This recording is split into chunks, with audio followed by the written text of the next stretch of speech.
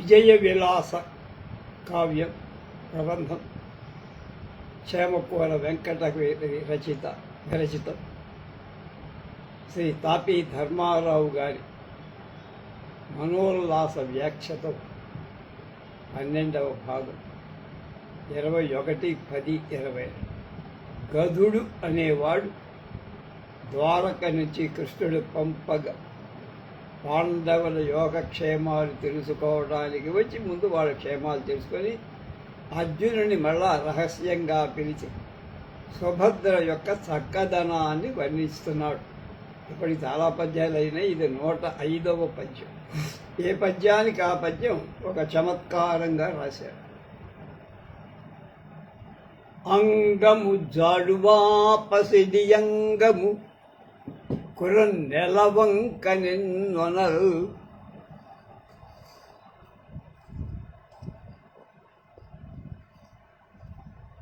ముంగురు ఇంద్రనీలముల ముంగురుడు అంగజుడరువాలు Jua పొంగజూ పుంగవ చూపుంకవ ఏమి చెప్ప నృపపుంగవ ముజ్జగమేలజేయునయ్యంగనబోలు నొక్క సఖియంగనసో ఎరమించననిటన్ అంగము జాడువా పసిడి అంగము కృండల వంక నిన్నల్ ముంగురులింద్రనీలముల ముంగురులంగజుడాలు వాలు కంపుంగవా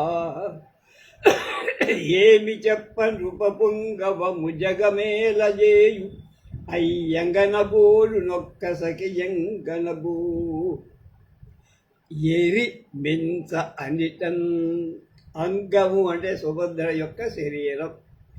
జాడువా పసిడి అంగము, జాడువా దేశపు మేలిమి బంగారు ముక్క. అది పసిడి బంగారు, అంగం అంటే ముక్క, త్వరకంటమే.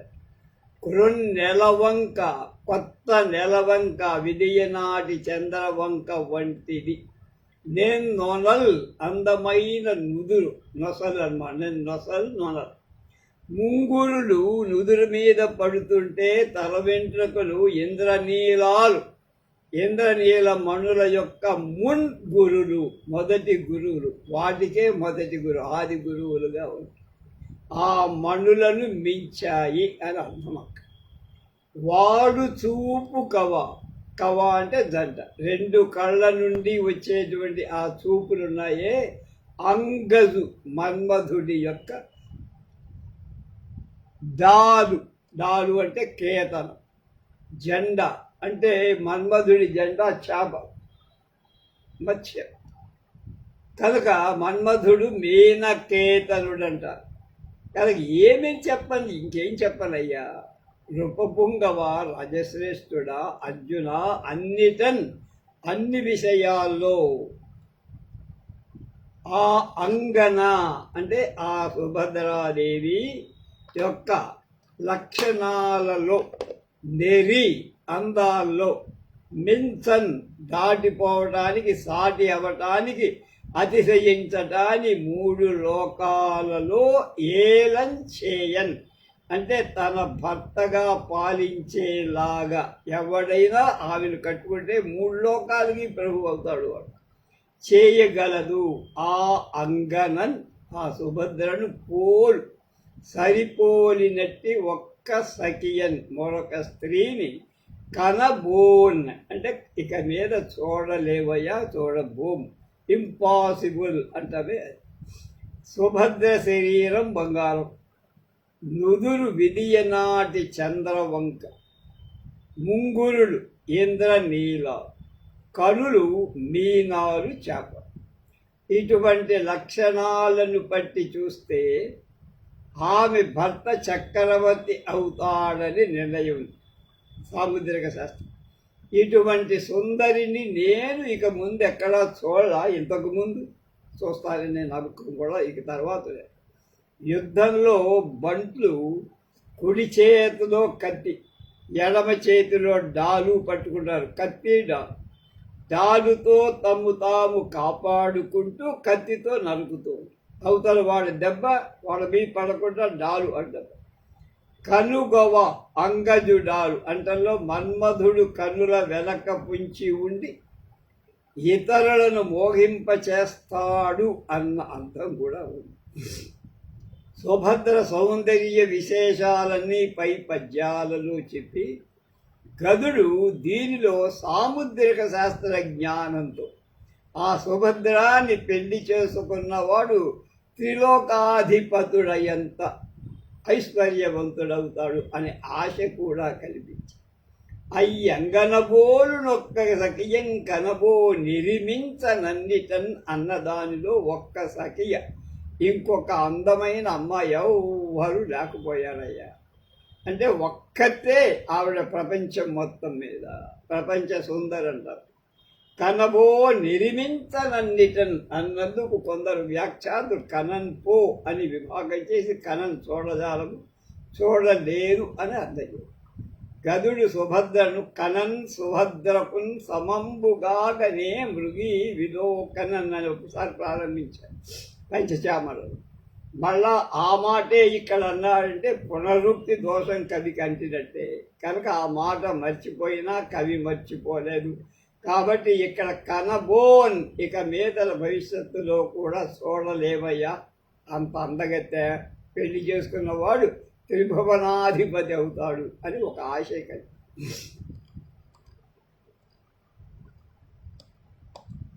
రూపకాలంకాలం యమక 105 అయిపోయా. 6వ పద్యం 100.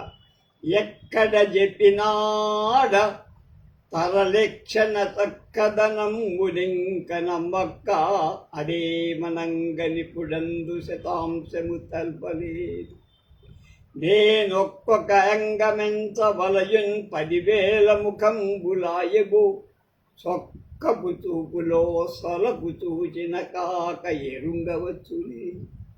ఎక్కడ చెప్పినాడా తరలేక్షణ చక్కదనంబునింక అమ్మక్క అదే మనంగనిపుడందు శతాంశము తెల్పలేదు. నేనొక్కొక్క యంగమెంచవలయున్ 10,000 ముఖంబులు ఆయబో చక్కపు దూపులో సొలకు చూచినగాక ఎరుంగవచ్చునే.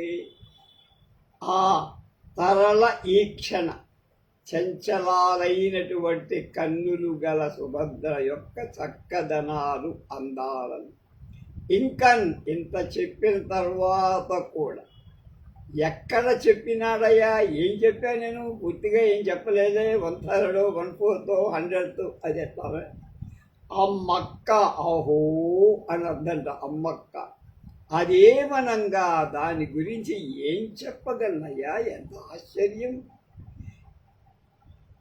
ఇందు శత అంశం ఆ చక్కదనాలలో 100వ భాగం కూడా నేను ఇప్పుడు ఇంతవరకు చెప్పాలా. చెప్పిందే చాలా 20 పద్యాలు వాయించాడు. 20 పద్యాలు చెప్పినా నేను చెప్పింది చాలా తక్కువ అయ్యా. చెప్పలేకపోయాడు, అంతకంటే నేను చెప్పలేకపోయానయ్యా. ఒక్కొక్క అంగం అంటే ఆ సుభద్ర యొక్క ఒక్కొక్క అవయవాన్ని వర్ణించటానికి 10,000 ముఖంబులు 10,000 నోళ్ళు వలయున్ కావాలి. అంటే ఆదిశేషుడు కూడా చెయ్యలేదు. అయ్యన్ పో అది నాకు సాధ్యమా? 1000 నోళ్ళు నాకెక్కడికి వస్తాయి? అలాగే చొక్కపు చూపులో సొలపు ఎరుంగవచ్చునా అందమైన ఆ చూపులోని వయ్యారాన్ని నేను వర్ణిస్తే నీకేం తృప్తి ఉండదయ్యా. చూచినం గాక స్వయంగా నువ్వు చూస్తే తప్ప ఎరుంగవచ్చునే. వర్ణల ద్వారా ఏం తెలియదయ్యా, స్వయంగా చూడాల్సిందే. స్పాట్ అంటమే అది. ఆమె అందంలో 100వ వంతైనా నేను ఇప్పటికి వర్ణించలేకపోయాను. ఆమె అవయవాలలో ఒక్కొక్క దాన్ని వర్ణించాలంటే 10,000 నోట్లు కావాలి. ఒక్క నోటితో నేను ఎంత వర్ణిస్తానయ్యా? ఎన్ని విధాలా వర్ణించినా ఆమె చక్కటి అంగాల సౌందర్యం కొంతవరకే తెలుస్తుంది. ఆ చూపులోని అద్భుతమైన హొయలు మాత్రం తెలియదు. కనుక అంత అందాలు తెలుసుకోవాలంటే డైరెక్ట్గా ప్రత్యక్షంగా నువ్వు వెళ్ళి చూడాలయ్యా. ఇంకో మార్గం లేదు. నువ్వు వెళ్తే స్వయంగా చూసి ఆనందిస్తగలవు నేను చెప్పిన దానికంటే. ఇక కవి సుభద్ర వర్ణనాన్ని ఇంతటితో పూర్తి చేస్తాం. అమ్మక్క, ఏమనంగా, అయ్యబో అనేవన్నీ కూడా ఆశ్చర్యార్థకాలుగా పనిచేస్తాయి. ఈ 10 పద్యాలలో సుభద్ర విషయమై గదుడి హృదయంలో ఉన్న అసాధారణమైన ప్రశంస, వర్ణనాతీత గౌరవ భావాన్ని కవి ఎంత గొప్పగా చెప్పాడో చూడండి అన్నారు. అని బహుభంగుల పొగడ నంగన ముంగల నిలిచినట్లుదా గనుగొని అట్లునై నృపశిఖామణి దెందమునందు భక్తదాలని అనురక్తి నవ్వల విలాసిని నెన్నడు చూడగల్గును అని తమకించుతున్న సమయం గుణగ్రక్కున దైవికంబుగన్. ఏదైనా యాక్సిడెంటల్గా జరగాలి, అట్లా జరిగింది. అని బహుభంగులన్ పొగడ నంగన ముగల నిలిచినట్లుదా గనుగొనినట్టునై నృపశిఖామణి దందమునందు భక్తజాలని అనురక్తి అవ్వర విలాసిని నెన్నడు చూడగల్గును అని తమకించుతున్న సమయం గుణగ్రక్కున దైవికం అని ఆ ప్రకారంగా బహుభంగులను అనేక విధాలుగా పొగడన్ వర్ణింపగా అర్జునుడికి అంగన ఆ సుభద్ర ముంగల నిలిచినట్లు, ఎదుటనే కనపడినట్లుగా, తాను కనుగొనినట్లుగా, తాను చూస్తూ ఉండినట్లుగా, అంటే చూచి నృపశిఖామణి రాజశ్రేష్ఠుడైన అర్జునుడి దెందమునందు మనస్సును పట్టజాలని ఇముడ్చుకొనటానికి శక్యంగా అనురక్తిన్ ప్రేమతో ఆ వర విలాసిని విలాసం కల ఆ స్త్రీలలో శ్రేష్ఠురాలైన సుభద్రాదేవిని ఎన్నడూ చూడగలుగునో, ఎప్పుడు చూస్తానే ఒక తహతహ కలిగించాడు ఆయన. అని తమకిస్తున్నటువంటి తత్పరపడుతున్నటువంటి సమయంలో గ్రక్కునన్ హఠాత్తుగా దైవికంబుగన్ దైవ ప్రేరణ చేత అని తర్వాత చెప్పబోయే పద్యం.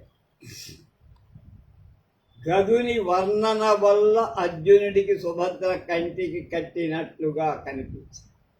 చెప్పరాని ప్రేమ కలిగి ఎప్పుడా ఆమెను చూడటం అని అనుకుంటూ తత్పరపడుతున్నాడు. అప్పటికి ఎంతలో ఏదో దైవవశాత్తు ఒక ఘటన ఏదో జరిగింది అక్కడ, అది చెప్తారు. బహుభంగులంటే వర్ణించి కొంత, సూచించి కొంత, చెప్పకుండానే ఊహించుకోలాగా చేసే కొంత అని చమత్కారంట. గదుడి వర్ణనలో ఈ 3 రకాలు ఉన్నాయన్నమాట. వాడు వర్ణించి కొంత చెప్పాడు, సూచించి కొంత చెప్పాడు, చెప్పకుండా ఊహించుకోమని కొంత.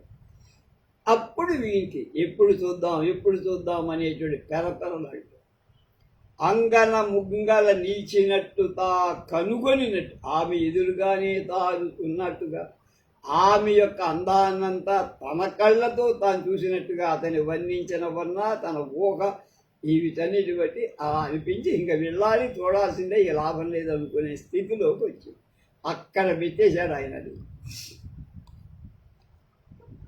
ఒక భూమి దివిదుండు చోరహుత ధేనుత్వంసుడై వేడి కొంటకు రా ధర్మరాజు ధర్మజు కేలి మందిరము దండంబూయి కోదండ సాయకముందెచ్చుడు పూర్వక్లప్త సమయ న్యాయానుకూలంబుగా 1 ఏడు ఇవి ప్రదక్షిణం బరుగు ఉద్యోగంబు వాటిల్లి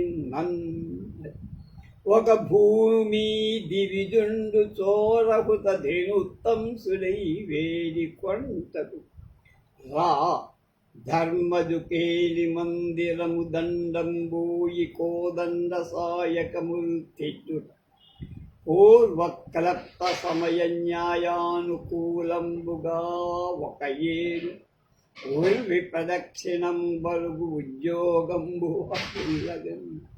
ఒక భూమి దివిజుండు, భూమి మీద దేవత అయిన బ్రాహ్మణుడు చోరహృత ధేను ఉత్తంసులై, చోర దొంగల చేతి, హృత అపహరింపబడిన ధేను ఉత్తంసులై, శ్రేష్టమైన ఆవు కలవాడై. అంటే ఆయన ఆవుని ఎవరో ఎత్తుకుపోయారు. తన ఆవును దొంగలు ఎత్తుకుపోగా వేడి కొంటకు రాగా ప్రభువుకి ఆ విషయం విన్నవించటానికి వచ్చారు. ధర్మరాజు యొక్క కేలి మందిరం, రహస్య క్రీడా గృహంలో ఒక్కడే ఉండాలి. అక్కడ పాండవుల్లో ఒకడే ఉండాలి, మిగతా వాళ్ళెవడు అందులో ప్రవేశం లేదు. ఆ నియమం వాడు పాటించాలి. దండన్ ప్రక్కకు పోయి, కోదండ విల్లు సాయకాలు బాణాలు అమ్ముడు తేవటానికి తీసుకువచ్చిన పొరపాటు, ఎందుకని కట్టుబడి చెప్పారు కనుక ఏడాది లోపల రెండో వాడికి ప్రదేశం లేదు. అక్కడ ధర్మరాజు తర్వాత భీముడు తర్వాత ఇక్కడ వంతులు ఉంటాయి. ఆ వంతులో ఇక్కడ బ్రాహ్మణుడి మీద ఉండేటువంటి జాలితో ఇది మర్చిపోయి లోపలికి వెళ్ళి తెచ్చుకోవటం మనం. తానే ఆ వాళ్ళ ఒడంబడికను తాను ఉల్లంఘించాడు కనుక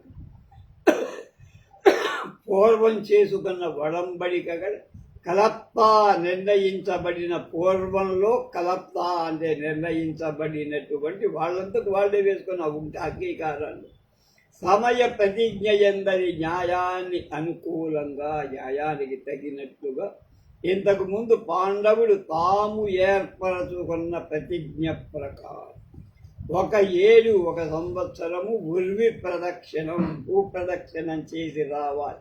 అరుగు వెళ్ళాల్సి ఉద్యోగం అంటే పని,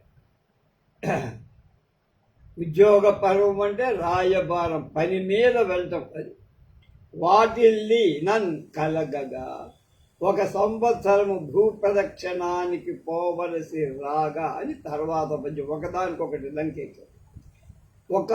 తన ఆవును దొంగలెత్తుకుపోయారని ఒక బ్రాహ్మణుడు మొరపెట్టుకుంటే, ఆ దొంగలు చంపి ఆవును విడిపించుకొని రావాలని విల్లు బాణాలు తీసుకోవటానికి ధర్మరాజు ద్రౌపది ఉన్న కేలీ గృహం వైపుకు వెళ్ళినందుకు వాళ్ళు చేసుకున్న ప్రతిజ్ఞ ప్రకారం అర్జునుడు 1 ఏడు భూప్రదక్షిణ చేసుకొని రావాల్సి నా పని కలిగింది. ద్రౌపది ఒకరితో ఉన్న సమయంలో తక్కిన నలుగురితో ఎవరైనా ఆ పరిసరాలకు పోకూడదని నారద మహర్షి సలహా ప్రకారం పాండవులు తమలో తాము ఒక నియమం చేసుకున్నారు. లేకపోతే గొప్ప కూలైపోయి ఆ నియమాన్ని అతిక్రమించిన వాళ్ళు 1 ఏడాది భూప్రదక్షిణ చేసి రావాలని ప్రాయశ్చిత్తం నిర్ణయించుకున్నాడు. మొదటి పనిష్మెంట్ దీనికే తగిలింది. భూప్రదక్షిణ కార్యం అర్జునుడికి ఒక ఉద్యోగం కలగటమే కాదు, ఈ సందర్భంగా సుభద్రను పెళ్లి చేసుకునే అవకాశం కూడా కలిగింది. యోగం అంటే ఉన్నతమైన యోగం, ఉద్యోగం అంటే ఏదో పని కాదు. అంటే యోగం, జాతకం కూడా కలిసింది. అంటే పెళ్ళి, ఇక బ్రహ్మచారిగా ఉన్నాడుగా ఈ పెళ్లి చేసుకో. కళత్రయ యోగం కూడా కలిగిందని చమత్కరించాడు.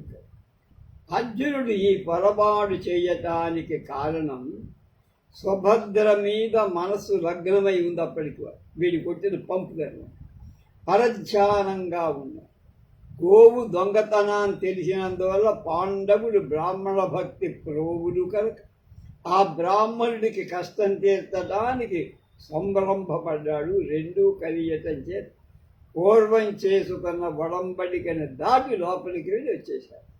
ఆ ప్రతిజ్ఞకు భంగం కనుక వీడికి యోగం, సుభద్రను పెళ్ళాడేటువంటి ప్రమోషన్ కూడా ఉంది కనుక కలిసి వచ్చింది. ఆ రకంగా కనుక విజయ విలాస కథకు ప్రధానమైన ఈ ప్రతిజ్ఞను గురించి వీటి వివరాలు చెప్పి కాలయాపన చెయ్యకుండా కవి ఆ పూర్వకథనంతటినీ పూర్వకలప్త సమయ న్యాయానుకూలంబుగా ఒక్కటే మాటలో 4 మాటల్లో ముగించి కథన చమత్కారాన్ని. ఇప్పుడు ఆ కథ అంతా చెప్పుకుంటే అసలు పోతున్నారు. అంతేకాదు గోవును మళ్ళా బ్రాహ్మణుడికి ఇచ్చాడన్న విషయం కూడా పాఠకుల ఊహకే వదిలిపెట్టేశారు. చెప్పలా, వెళ్ళాడా, తెచ్చాడా, అప్పచెప్పాడు. అర్జునుడి తత్పరానికి కథాగమనానికి ఇందాకేం తెలియక అటు ఇటు పచారు చేశాడు. ఇంతలోకే ఆయన వచ్చాడు. ఆయన రాగానే ఆ ఆవు మీద భక్తి, ప్రేమ, బ్రాహ్మణ భక్తి ఇవన్నీ ముప్పిరి కొనగా సుభద్ర మీద చూడాలనే తపన ఒక్క దెబ్బతో చిన్న పొరప కొందరు సరితీశారు.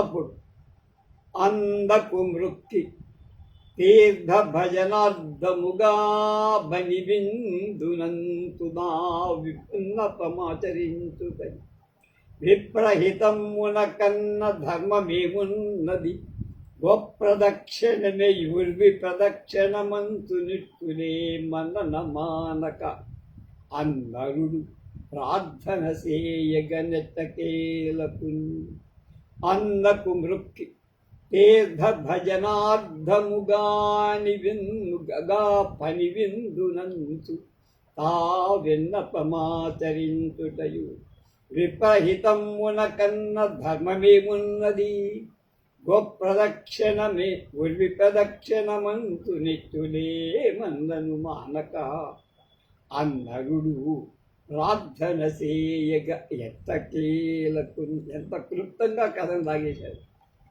అర్జునుడు గో సంరక్షణ చేసి వచ్చిన తర్వాత జరిగిన విషయం అన్నమాట ఇది. అందుకని అయిపోయినట్టు. అన్నకు మృక్కి ధర్మరాజుకు నమస్కారం పెట్టి తీర్థ భజనార్థముగా పుణ్యక్షేత్రాన్ని క్షేత్రాలను సేవించటానికి సెలవు పని విందును అంటే సెలవు తీసుకుంటాం. పని విందు అంటే గుడ్ బై, సెలవు తీసుకోవడం అన్నది. పోయి వస్తా అంటూ తాన్ అర్జునుడు విన్నపమాచరించు మనవి చేయగా ధర్మరాజుకి విప్రహితమున కన్నా బ్రాహ్మణులకు మేలు చేయటం కంటే గొప్ప ధర్మం ఏముందయ్యా తమ్ముడు, నీలో దోషం లేదు, అయినప్పటికీ నీ ప్రతిజ్ఞ పాటించక తప్పదని అంటే గోప్రదక్షిణం ఆవు చుట్టూ తిరుగు 3 సార్లు భూప్రదక్షిణ చేసినట్టే, సింపుల్ అన్నాడు. ఉర్వి ప్రదక్షిణం కూడా భూమి చుట్టి రావడమే, 2 ఒకటే. ఆవు చుట్టూ 3 సార్లు చేస్తే భూమి చుట్టూ 3 సార్లు తిరిగినట్టే అని చెప్పి రెంటికి ఫలితం ఒకటేనయ్యా, సూక్ష్మంలో మోక్షం ఉంది, అంత దూరం ఎందుకు శ్రమ పడతావు మా కోసం అంచున్. ఇలా ఇటువంటి ఉపాయాలు ఏమి అన్నది, ఇలాంటివి చాలా చెప్పారు. ఒకటే మానక తన మనస్సులో మాట, ఎందుకని అక్కడ తన ప్రయత్నాన్ని విడిచిపెట్టగా ఆ నరుడు అర్జునుడు ప్రార్థన చేయగం తప్పక తన్ను పంపమని ధర్మరాజును వేడుకోగా ఎట్టకేల చివరికి తుదకు మిగుల కష్టంతో మళ్ళీ ఒకదాంతో ఒకటి లంకే పంచం.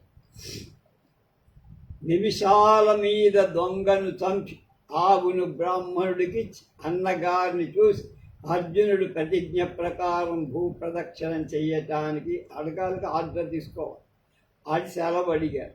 బ్రాహ్మణుడికి మేలు చేయటం కంటే ధర్మమేముందో అయ్యా, నువ్వు చేసింది అధర్మమేమి లేదు, ఇంతగా కావాలంటే గోప్రదక్షిణ చేస్తే భూప్రదక్షిణతో సమానమే కదా అని ఎన్ని విధాలుగా వాయిదా వేయటానికి ప్రయత్నం చేసిన ధర్మరాజు చెప్పినా అర్జునుడు ఆ మాట వినలే. చివరికి తన కేలి మందిరం చెంతకు పోవటం వల్లనే ఇదంతా కలిగింది కదా అని ధర్మరాజు అర్జునుడి ప్రయత్నం మాన్పటానికి ప్రయత్నించడం చాలా సమంజసం. గో అన్న శబ్దానికి ఆవు అని, భూమి అని కూడా అర్థాలున్నాయి కనుక ఈ భూప్రదక్షిణం అంటే గోప్రదక్షిణ. ధర్మదత్తుడైన ధర్మరాజు ప్రతిజ్ఞాభంగం చెయ్యరాదు కనుక సూక్ష్మ మార్గాన్ని చెప్పారు. కానీ అర్జునుడికి ప్రయాణం తీర్థమే కూడా కాక స్వార్థం కూడా ఉంది కదా, సుభద్రను చూసే అవకాశాలు వస్తాయి కదా. కాబట్టి ఎన్ని చెప్పినా మానక అర్జునుడు ధర్మరాజును ప్రార్థించానా, నేను అదాల్సింది తప్పదు, అక్కడ నాకు అయస్కాంతం లాగుతోంది అని. సోదర ప్రేమ చేత ధర్మరాజు విడవలేక విడిచిపెట్టిపోతున్నాడు కాబట్టి ఎట్టకేలకు అని ఇది ఒక చక్కని ప్రయోగం చేసి అర్జునుడి పట్టుదల అంతా ప్రతిజ్ఞా పాలన కోసమే అని అక్కడ వాళ్ళంతా అనుకుంటారు. ధర్మరాజుతో సహా అనుకుంటారు, కానీ మనస్సులో ఉన్న భావం తనదు పురోహితుండైన ధౌమ్యుని తమ్ముని గర్వం పునందనుని విశారదున్ సకల ధర్మ విశారదు వెంటబోవం ఓనరిచి కొందరన్ పరిజనోత్తముల నియమించి ఆదరం బెనయ సమస్త వస్తువులు నిచ్చి యుధిష్ఠరుడు అంప వేడుక తనదు పురోహితుండైన ధౌమ్యుని తమ్ముని గారవంపు నందనుని విశారదున్ సకల ధర్మ విశారదు వెంట బోవగా వనరిచన కొందరున్ హరిజనోత్తములను నియమించి ఆదరం బెనయనమ సమస్త వస్తువులు నిచ్చి యుధిష్ఠరుడు అంపా వేడుకన్ ఇదొక వేడుకలాగా జరిగింది. యుధిష్ఠరుడు యుద్ధంలో యుద్ధాలలో స్థిరంగా ఉండేవాడు. యుద్ధి అంటే యుద్ధం, స్థిరుడు అంటే స్థిరం. ధర్మరాజు తన పురోహితుడైన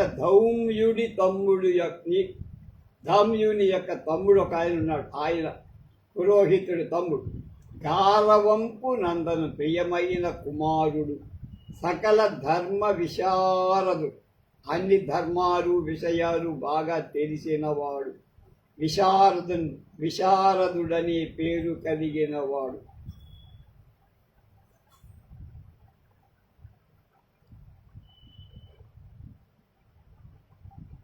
వెంటన్ పోవగా వనచి అర్జునుడి వెంట నువ్వు కూడా వెళ్ళవయ్యా అని పంపించేట్టుగా ఆయన్ని కూడా ఒప్పించి హరిజన ఉత్తమన్ సేవకులలో శ్రేష్ఠులైన వాళ్ళని కొందరిని నియమించి ఆయన వెంట వెళ్ళటానికి అర్జునుడి వెంట వెళ్ళటానికి ఆజ్ఞాపించి ఆదరంబు ఎనయన్ చాలా ఆదరంతో సమస్త వస్తువులు ఆయన ప్రయాణానికి కావలసినవన్నీ ఇచ్చి అంపా అంటే పంపగా ధర్మరాజు సాగనంపగా వేడుకన్ అర్జునుడు సంతోషంతో.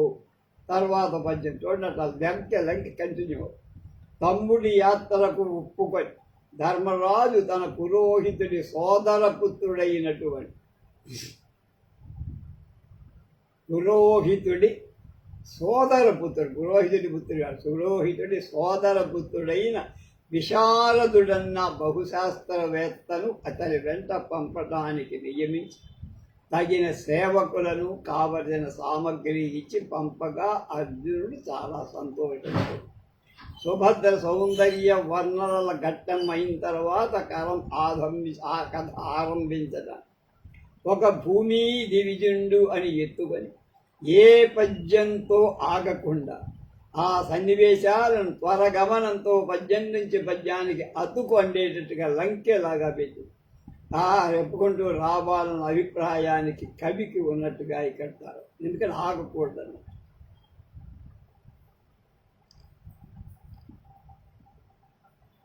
విశారదుణ్ణే ఎందుకు పంపాలి?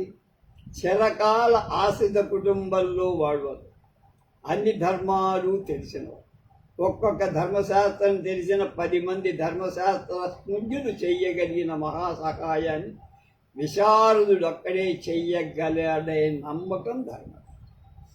అది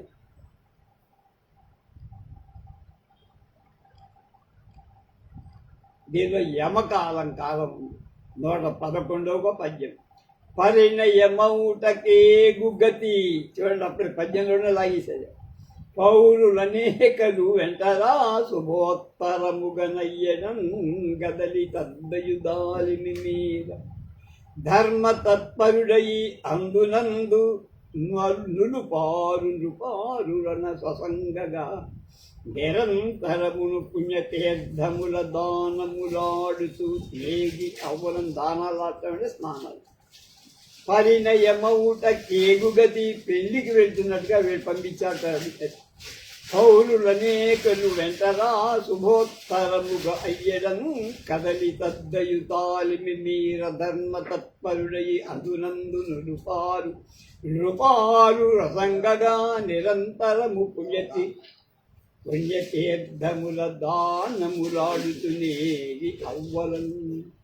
అర్జునుడు 112వ పద్యంలోని సునాశీర సూనుడు పరిణయం పొందటానికి అంటే పెళ్లి ఆడటానికి ఏగుగతిని వెళ్ళినట్లుగా వెళుతున్నట్లుగా సంభారంతో పౌరులు ప్రజనులు అనేకులు చాలామంది వెంటరాగా ఉత్తరమనం శుభము వెంటనే కలగనట్టి శుభలగ్నంలో యా ఎడం కదలి ఎంత ప్రస్థాన్ని వదిలి తద్దయుం తాలిమి మేర చాలా ఓర్పు అతిశయించేటట్లుగా ధర్మతత్పరుడై ధర్మం మీద ఆసక్తి కలవాడై అందున్ ఆయా రాజ్యాలలో నృపాలు రాజులు ఉలుపాలు అంటే కానుక ఉలుపాలు ఉపాయనాలు అంటారు అది ఉలుపాలు వసంగగా సమర్పిస్తుంటే నిరంతరం విరామం లేకుండా పుణ్యతీర్థములను పావనమైన నదిలో సరస్సులలో పానములాడుతున్న స్నానాలు చేస్తూ ఏగి వెళ్ళి అవ్వలను ఆ దిక్కున అంటే ఏ దిక్కున తర్వాత చెప్పాడు. ఇక్కడ కూడా లంక పెట్టేది. చాలామంది పరజనులు సేవకులు విశారదులు మొదలైన బ్రాహ్మణులు కావలసిన వాహనాలతో గుర్రాల మీద ఒంటెల మీద ఏనుగుల మీద రథాల మీద తీసుకెళ్తుంటే తన ముఖంలో ఉత్సాహ కళ కనబడుతుంటే అర్జునుడు ఎక్కడో పెళ్లికి తరలి వెళుతున్నాడన్నట్టుగా శుభముహూర్తంలో బయలుదేరి దారిలో సామంతులిచ్చిన కానుకను గ్రహిస్తూ ఎంతో ఓర్పుతో పుణ్యతీర్థాల్లో స్నానాలు చేస్తూ పోయి శుభలగ్నములో పౌరులందరూ వెంటరాగా బయలుదేరిన అర్జునుడు పెళ్లికి వెళుతున్నట్టుగా కనబడు. ఈ ప్రయాణ ఫలితం 3 పెళ్లిళ్ళు కాబట్టి రానున్న కార్యాలు ముందుగానే పరిణయమౌట కేగు గతి అని కవి గారు చాలా చక్కగా ముందు సూచించి అర్జునుడి మనస్సులో ఉన్న సుభద్ర మీది అనురాగం ఒకసారి ఎగిరి సుభద్ర ఉన్న చోటకి పోవాలని ప్రేరేపిస్తున్నా ధర్మతత్పరుడు కాబట్టి అతడు తన పర్యటన క్రమం తప్పించుకోకూడదు, షార్ట్ కట్ చేయకూడదు.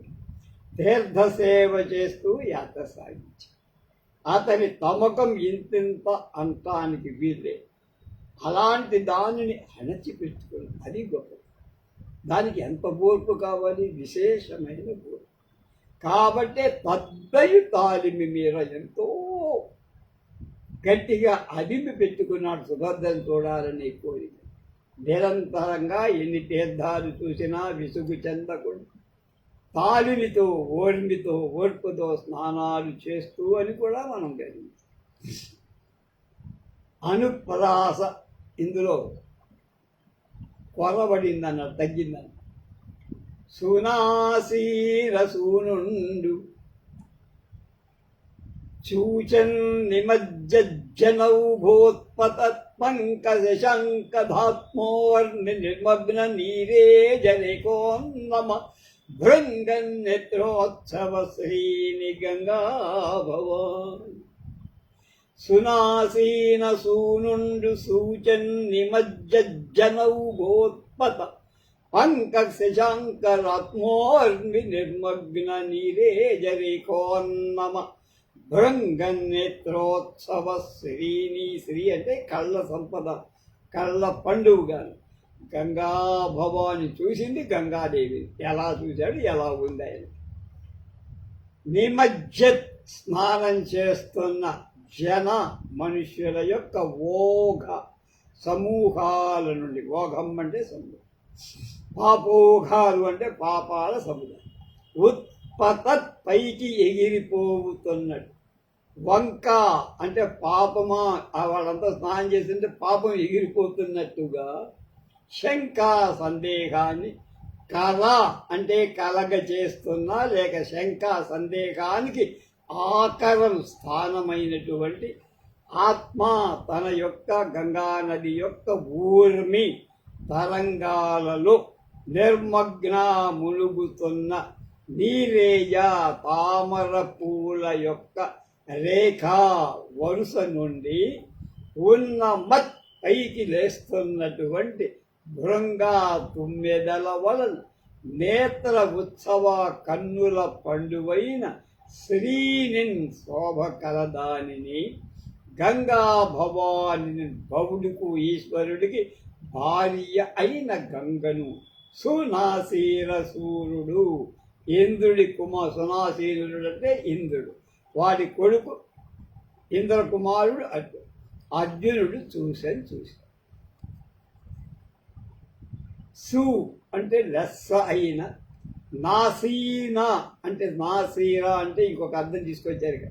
సేనాముఖం కలవాడు అంటే మంచి దట్టమైన సైన్యం కలవాడు కూడా అర్థం. వాడే ఇంద్రుడు. అతని సూర్యుడు అతని కొడుకు. గంగా నది పాపహారిని అని, దానిలో మునిగిన వాళ్ళ పాపాలు ఎగిరిపోతాయని, పాపం నల్లగా ఉంటుందని లోక ప్రసిద్ధి.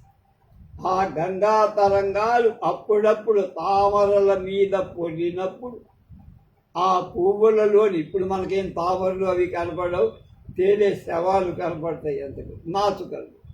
తుమ్మెదలు నల్లగా పైకి పోతుండటం చూస్తే ఆ నదిలో స్నానం చేస్తున్న వాళ్ళ పాపాలే పైకి ఎగిరిపోతున్నట్లుగా ఉన్నాయా అనే భ్రాంతి కలుగజేస్తున్న గంగా నదిని అర్జునుడు చూశాడు.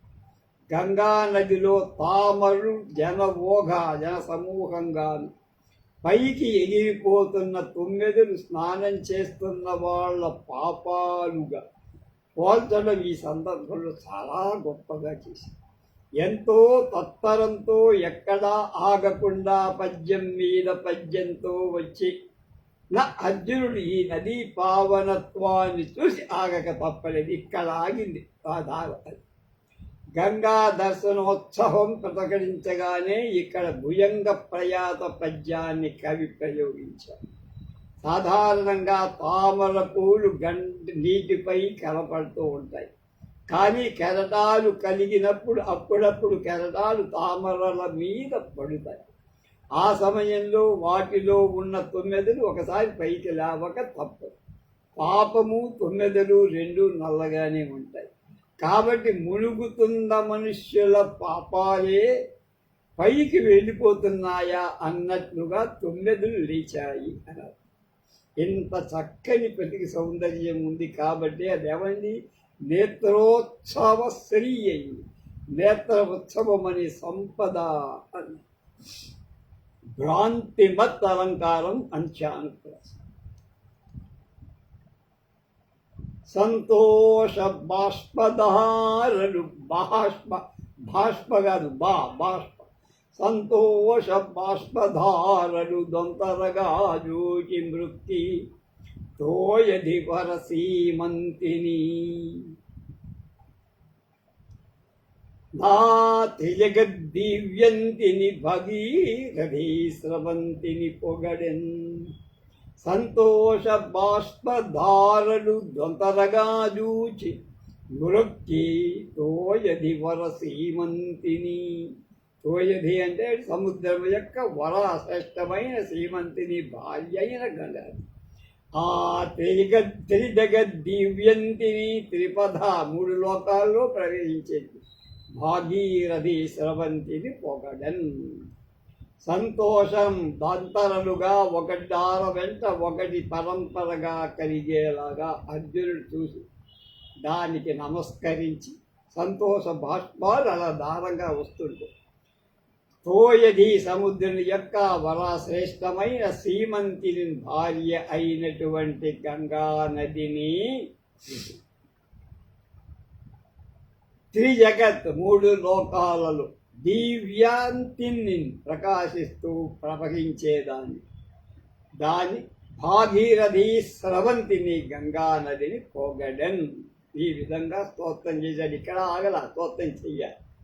గంగా నదిని చూడగానే అర్జునుడికి ఆనంద బాష్పాలు ధారాపాతంగా రాలిపోయాయి, వెల్లువగా వచ్చాయి.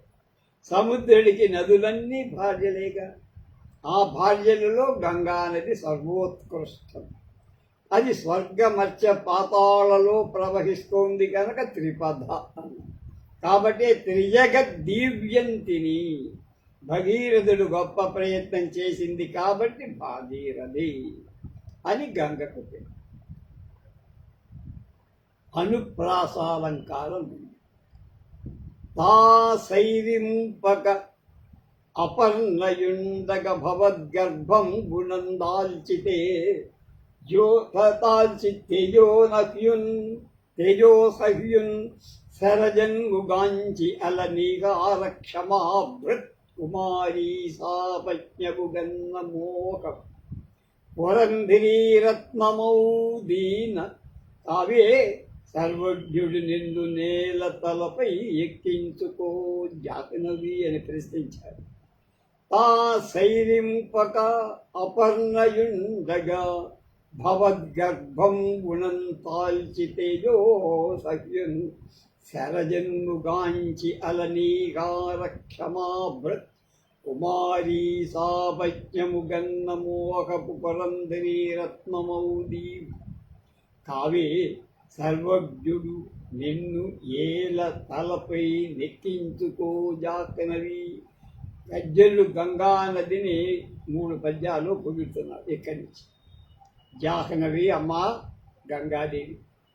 తేజ అసహ్యున్ తేజస్సు చేత సహింప నలవి కానివాడు అనగా భరించజాలనంత తేజస్సు కలవాడై శరజన్మున్ కుమారస్వామి దర్భల మీద పుట్టినవాడు. శరవణ తాను సైరింపక తాను భరించలేక అపర్ణ ఆకులవులు మాత్రమే తిని తపస్సు చేసిన తినకుండా కూడా తపస్సు చేసిన పార్వతీదేవి ఉంటే గర్భాన్ని ధరించడానికి శివగర్భాన్ని వీర్యాన్ని ధరించడానికి పార్వతీదేవి ఉంటే భవత్ గర్భంబున నీ కడుపున తాల్చి నువ్వు దాంచి ఆ గర్భాన్ని ధరించి కాంచి ఆ శరజన్ముణ్ణి కని అలా ప్రసిద్ధయైన నీహార క్షమాభృత్ కుమారి.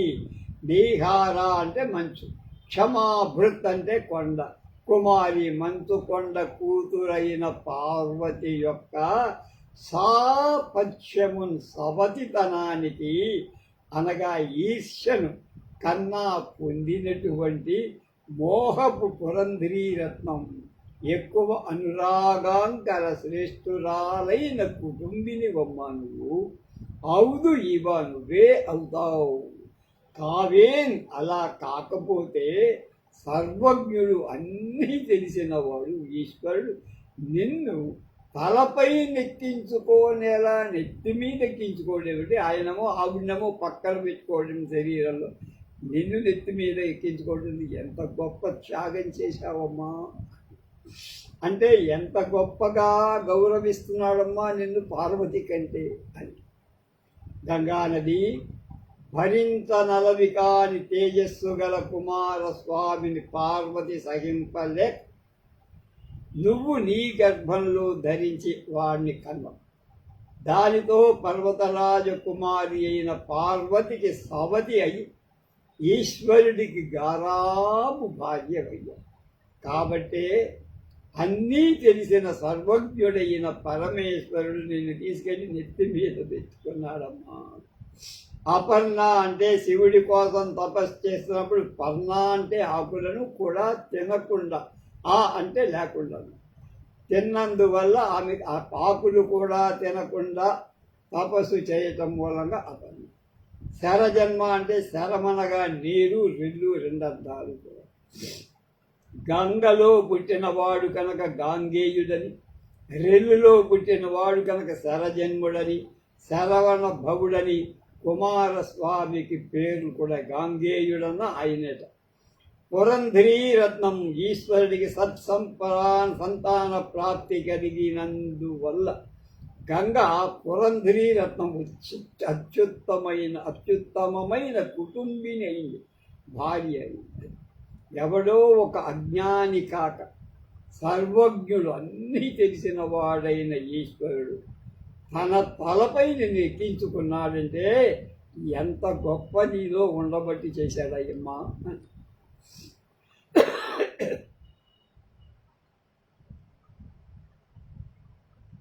కావ్యలింగము శ్లేషాలంకారం ఇందులో. పెళ్ళు సెగ గల్లు విషమా తెల్లని దొర, పెళ్ళు సెగ జల్లు విషం ఆ తెల్లని దొర కుతిక మోవ దిని బ్రతుకుట నీ చల్లదనం మునగాడే, కల్లోలవతి మా తల్లి గంగమ్మ తల్లి అన్నాడు. చిన్న మాట. పెళ్ళు సెగ జల్లు విషము ఆ తెల్లని దొర కుతిక మోవ దిని బ్రతుకుట నీ చల్లదనమున గాడే, కల్లోలవతి మా తల్లి గంగమతి. కల్లోలం అంటే తరంగా.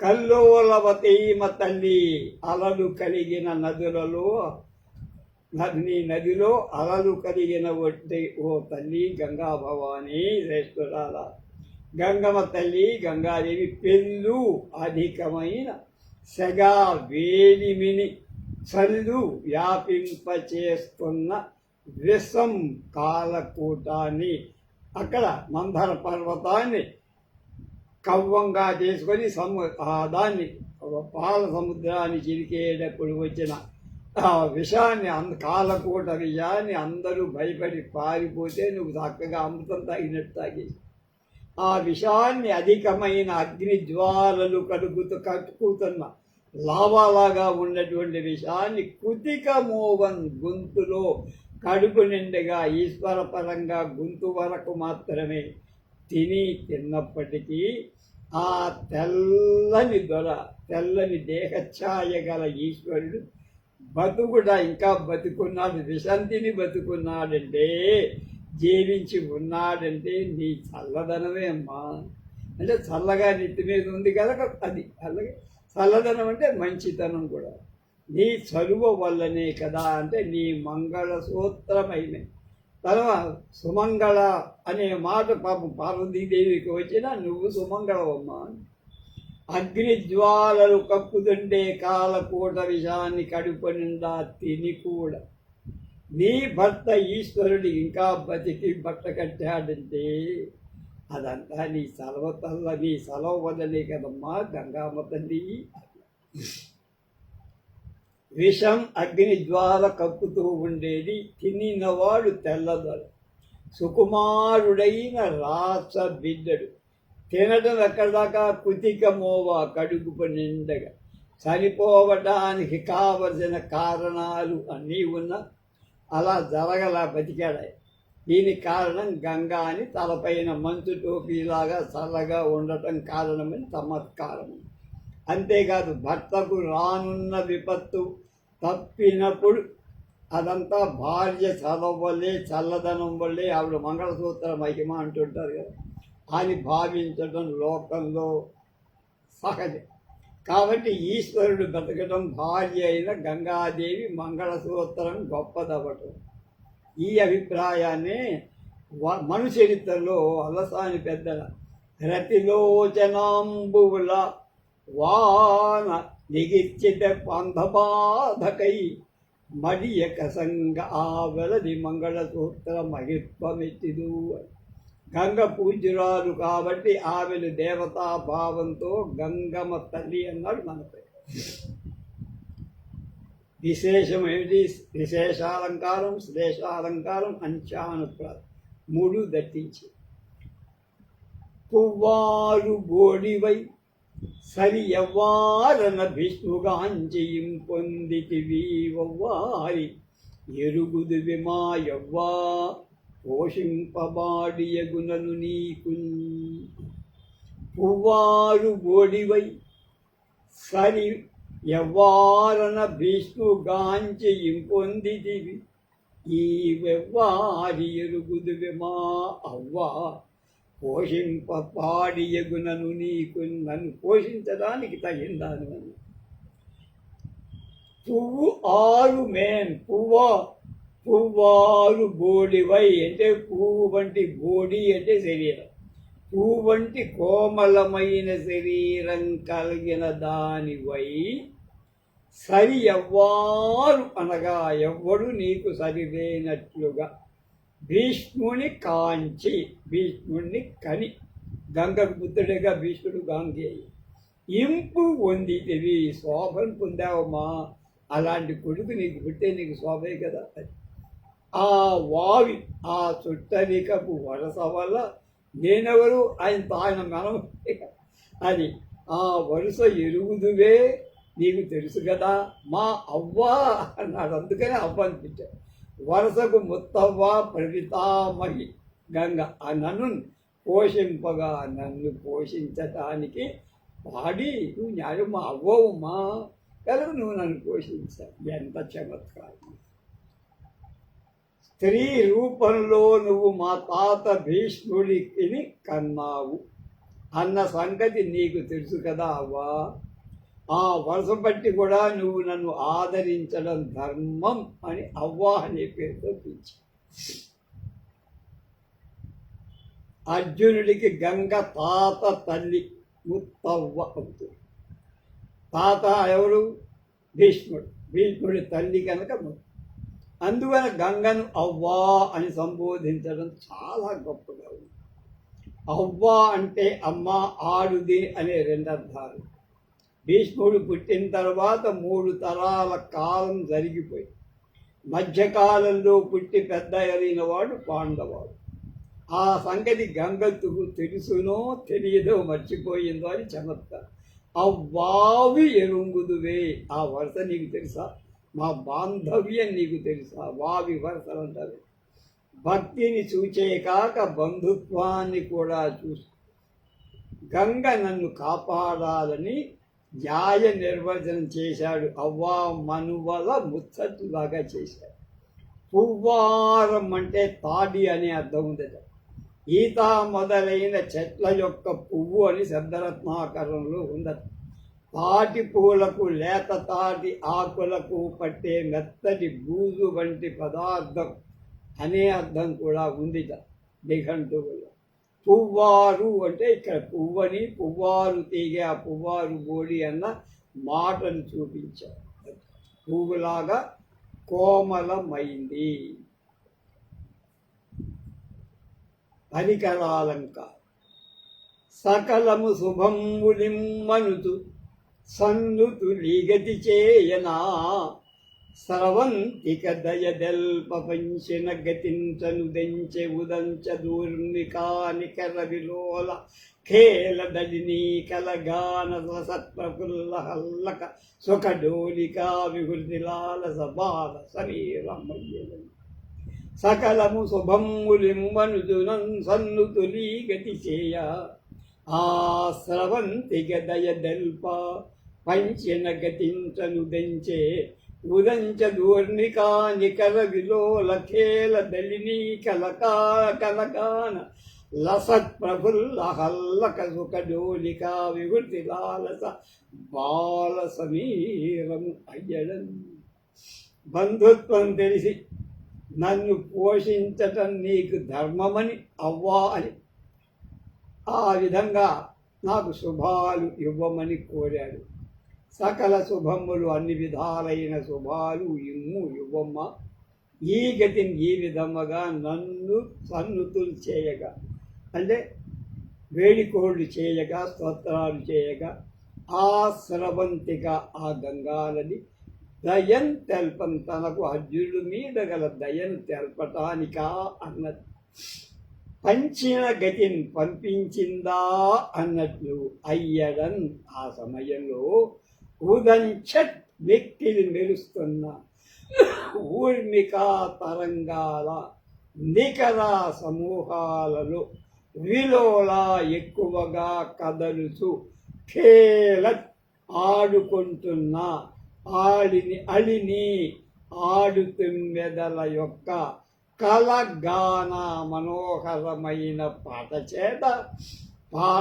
చేత లసత్ ప్రకాశిస్తున్న ప్రఫుల్లా బాగా వికసించిన హల్లక ఎర్ర తామరలు అని సుఖడోలిక హాయిగా ఉండే మెత్తని ఉయ్యల లందని విహృతి విహారాల్లో లాలస ఆసక్తి కల బాల సమీరం పిల్లవాయువు చనుదించని వచ్చి ఈయన్ని ఆశీర్వదించటానికి అన్నట్టుగా ఒక పిల్లగాని వీచింది. అన్ని శుభాలు ఇచ్చి తన్ను కాపాడమని అర్జునుడు ప్రార్థిస్తే గంగానది తన వాత్సల్యం తెలపడానికి పంపించిందా అన్నట్లుగా పిల్లవాయువు వీచింది.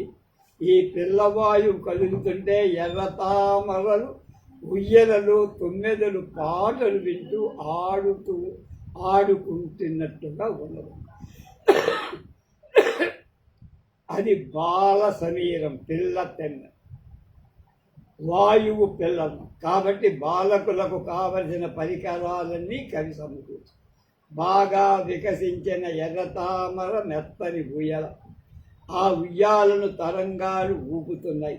ఆడుకుంటున్న తుమ్మెద కాంతలు లాలిపాటలు పాడుతున్నాయి. ఈ సమీర బాలకుడు లాలిపాటల నిద్రమత్తులో మందంగా వస్తున్నాడు అని. తరగలు ఊపుతుండటం వల్ల శైత్యం, ఎర్రతామరలలో ఉండటం వల్ల సౌరభం వాసన, లాలిపాటల వల్ల మాంద్యం అన్న 3 ప్రధాన లక్షణాలు పిల్లవాయువుకి ఉంది. బాల సమీరం చేత గంగ తన దయను అర్జునుడికి తెలియజేయటం ఎందుకు? గంగకు అర్జునుడు ముని మనవడు, గంగ దృష్టితో చిన్నవాడు. కాబట్టి చిరుతా బాల సమీరాన్ని పద్యం నడక ఊయాల ఊగినట్లే ఉండటం మరొక అందం. మళ్ళా ఒకసారి చూద్దాం.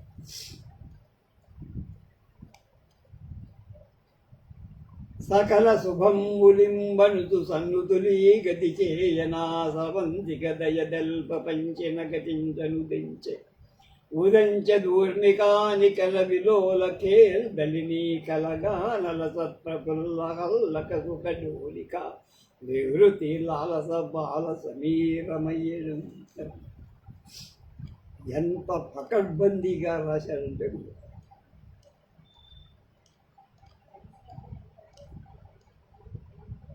సనుదెంచి హాయని అజ్జననాయకుడలరుచన్ విశారదుగని ఈ అనుకూల మారుతాగతి గనుగన నమోద సూచకంబైనదిగా. సరుదెంచిన హాయని అజ్జననాయకుడలరుచున్ విశారదుగని ఈ అనుకూల మారుతాగతి తనుగనుగొన ఆమోద సూచకంబైనదిగా. సనుదించిన ఆ రీతిగా పిల్లగాలి రాగా జననాయకుడైన అర్జునుడు ఆ అని అలరుచు హాయ్ హాయ్ అని సంతోషపడుతూ విశారదుని చూసి అనుకూలంగా వీస్తున్న మారుతా గాలి యొక్క ఆగతిని రాగతు కనుగొనను చూడగా ఆమోద సూచకము మన ప్రార్థనకు సమ్మతి తెలియజేసింది అమ్మవారు. గంగానది అని అయిన సూచనగా ఉన్నది కదా, మన కోరికను గంగ అంగీకరించినట్లే కదా తమ్ముడా, స్నేహితుడా అని అనుకుని అన్నాడు. అనుకూలంగా వీచిన గాలికి అర్జునుడు సంతోషించి విశారద, ఈ గాలి వల్ల గంగానది మన ప్రార్థనను అంగీకరించినట్టుగా కనపడుతోంది కదయ్యా అనటం గాలి వల్ల కలిగిన సౌఖ్యానికి గంగ ఆమోదం తెలిపినందుకు అని రెండిటికి భావించాం. శ్లేషాలంకారం.